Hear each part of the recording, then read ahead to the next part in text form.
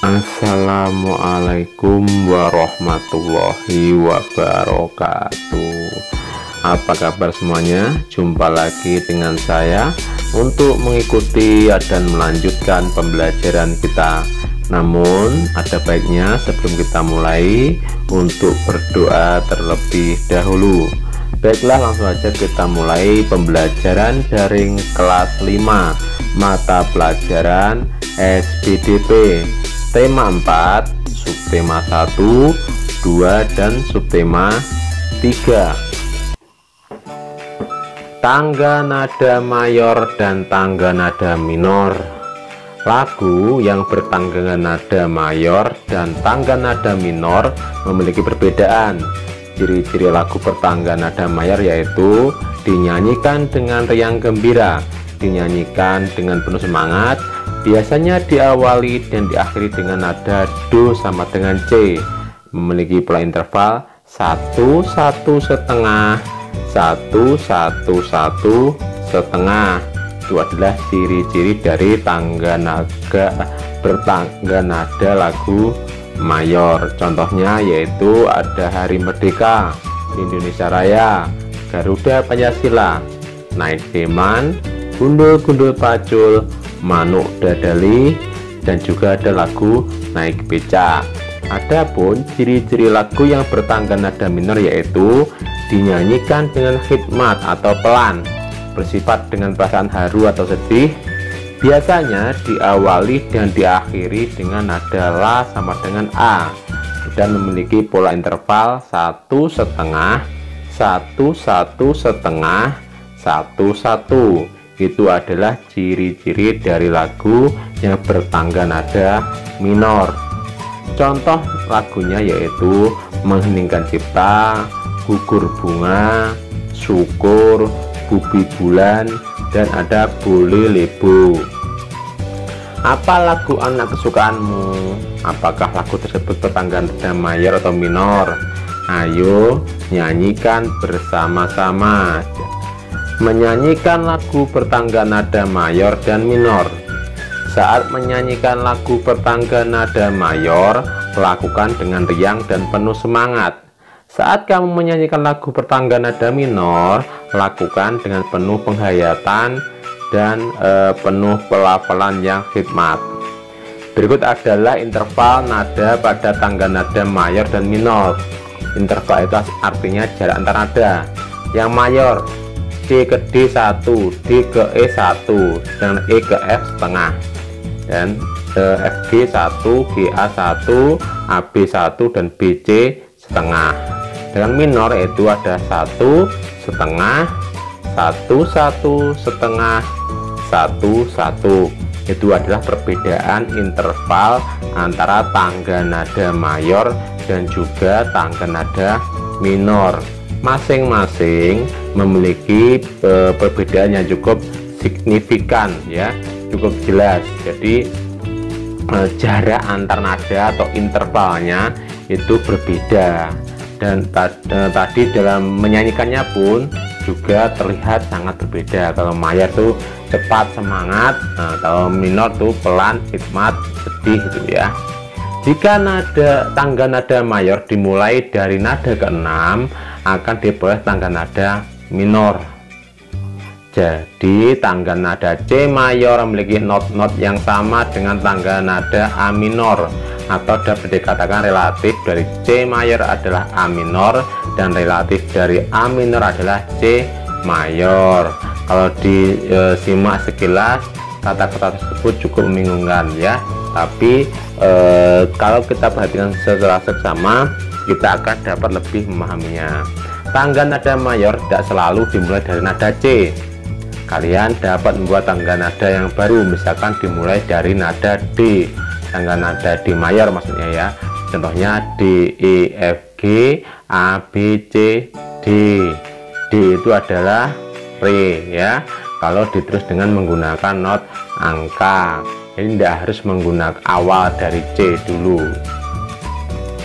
Properti tata rias dan busana dalam tari kreasi daerah. Ini kita masuk pada subtema 2. Properti tari adalah segala kelengkapan dan peralatan yang digunakan untuk melakukan gerak tari dalam penampilan atau peragaan tari. Adapun fungsi dari properti tari yaitu membantu menegaskan makna dalam tari dan membuat tarian lebih menarik. Selain properti tari, dalam pementasan tari juga memerlukan tata rias dan busana yang sesuai dengan tema tarian. Tata rias berfungsi memperindah penampilan dan memperjelas tema tarian, dan busana tari biasanya berwarna mencolok dan berwarna-warni. Nah, itu tentang properti. Berikut adalah beberapa contoh properti tari yang digunakan pada tari kreasi daerah. Dicontohkan gambar ada pementasan tarian kuda lumping. Ya, pada tari kuda lumping itu ada tata rias dan busana tersendiri dengan propertinya berupa anyaman bambu yang membentuk kuda lumping. Pada selanjutnya adalah gambar properti kipas pada tari legong beserta tata riasnya dan juga busana. Selanjutnya itu adalah properti topeng dan bulu merak pada tari reog beserta tata riasnya juga. Ada juga properti pedang, anak panah dan tombak pada tari perang dari Papua. Ada juga tata rias dan juga busana. Kalau busana lebih simpel. Jenis-jenis pola lantai dalam tari. Pola lantai adalah garis yang dilalui oleh para penari saat memperagakan gerakan-gerakan tari. Pola lantai dibuat untuk memperindah pertunjukan karya tari. Ada dua macam pola lantai utama, yaitu pola lantai lurus dan lengkung. Nah, dimana nanti lurus masih dibeda-bedakan lagi, dan yang lengkung pun juga masih dipecah lagi. Pola lantai lurus dapat dikembangkan menjadi pola lantai lurus ke samping, pola lantai lurus ke depan, pola lantai diagonal, pola lantai zigzag, diagonal ada horizontal juga ya. Pola lantai lengkung dapat dikembangkan menjadi pola lantai lengkung ke depan, pola lantai lengkung ke belakang, pola lantai lingkaran. Ada juga yang bentuk angka 8 dan sebagainya. Nah, itu adalah gambar-gambar contoh pola lantai yang garis maupun yang lengkung. Nah, ada juga yang ini bentuknya angka 8 juga ada ya. Ada yang garis itu ada horizontal dan diagonal. Nah, perhatikan gambar tersebut. Properti apa yang digunakan dalam tersebut? Yaitu kipas. Adapun pola lantainya ada yang horizontal, zigzag maupun lingkaran. Pola lantai dalam tari kreasi daerah. Pola lantai dalam tari kreasi daerah memiliki makna macam-macam makna tersebut, yaitu pertama, garis lurus memberikan kesan lembut, garis mendatar itu kesannya istirahat, garis melingkar atau melengkung memberi kesan yang manis, dengan diagonal itu memberikan kesan yang kuat ya, keperkasaan. Itu ada makna dari pola lantai. Berikut ini beberapa contoh tari kreasi daerah dan pola lantai yang terbentuk dalam tarian. Nah, itu adalah contoh tari Saman dari Aceh ya. Itu memiliki pola lantai garis lurus dan mendatar atau horizontal ya. Ini mendatar ke samping. Adapun tari Pendet itu memiliki pola lantai garis lengkung. Ada juga tari Kapur Sirih memiliki pola lantai lengkung ke depan juga. Adapun tari Piring memiliki pola lantai garis lengkung dan bentuk lingkaran. Itu perpaduan antara setengah lingkaran dan satu lingkaran.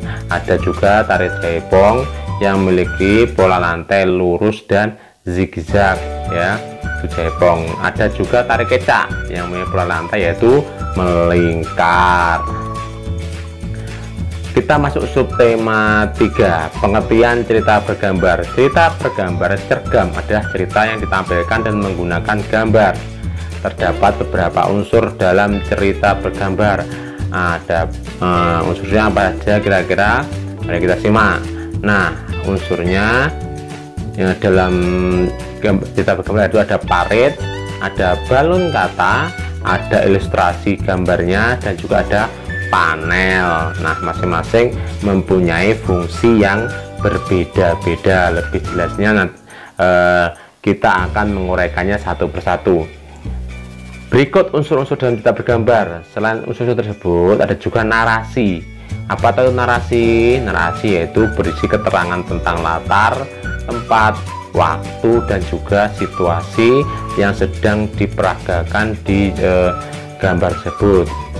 Nah, itu ada narasinya. Saat pukul 8.30 pagi, Nina mengantarkan Melin yang sedang sakit perut ke ruang UKS. Itu berdasarkan balon kata yang ada di dalam gambar. Langkah-langkah membuat cerita bergambar. Cerita bergambar ada cerita yang ditampilkan dengan menggunakan gambar. Ada beberapa langkah untuk membuat cergam atau cerita bergambar. Apa saja kira-kira langkah-langkah dalam membuat cerita bergambar? Langkah-langkah membuat cerita bergambar: yang pertama, menentukan tema atau gagasan dari ilustrasi yang akan kita buat. Yang kedua, menentukan objek yang ingin digambar. Ketiga, membuat sketsa dengan menggunakan pensil. Ya, yang keempat, tambahkan detail pada sketsa sehingga gambar lebih sempurna. Dan yang terakhir, setelah sketsa selesai, tebalkan dan warnai dengan menggunakan spidol, pensil warna, krayon, atau boleh juga dengan cat air. Nah, ini ada contoh cerita bergambar tentang seorang kakek yang membimbing cucu-cucunya untuk menanam pohon. Ya, di bagian cerah, aku dan adik-adikku membantu ayah menanam tanaman. Oh, ini ayah ya, bukan kakek ya.